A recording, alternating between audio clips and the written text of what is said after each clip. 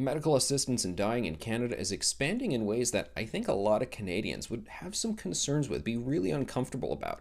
And I think we need to talk about this a bit more, get the news out there, and have something of a national conversation on the issue.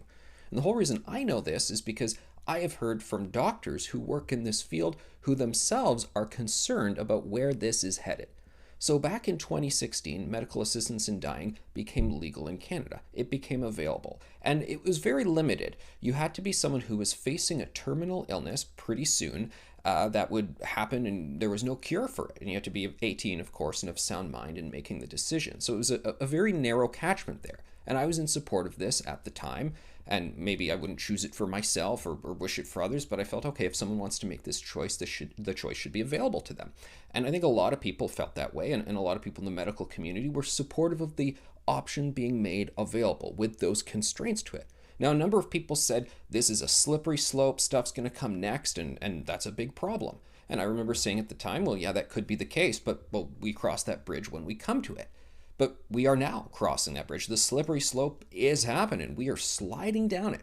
I did a 1-hour podcast episode with Dr. Sonu Gand, who is the physician chair of the Medical Assistance in Dying Committee at Humber River Hospital. And he is an example of one such expert who was very supportive, or at least supportive, of what happened in 2016, making this available. And he's now very concerned about changes that were made in 2021 to greatly expand access to medical assistance in dying to include people with mental illness.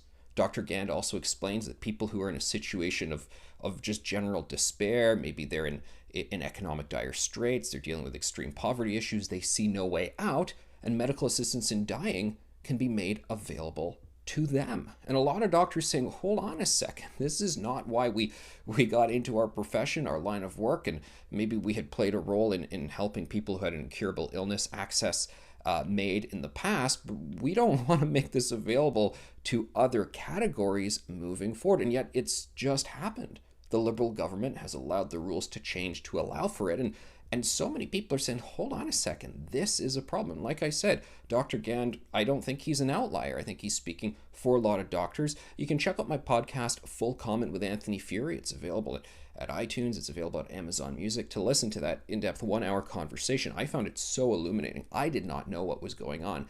It is quite something. And I can't explain all the details of the nuances of the legislation in this short video because there's a lot going on. But what I can tell you and what my key message is, this has got to be a bigger issue. We've got to talk about this in Canada. We've got to talk this out as a nation.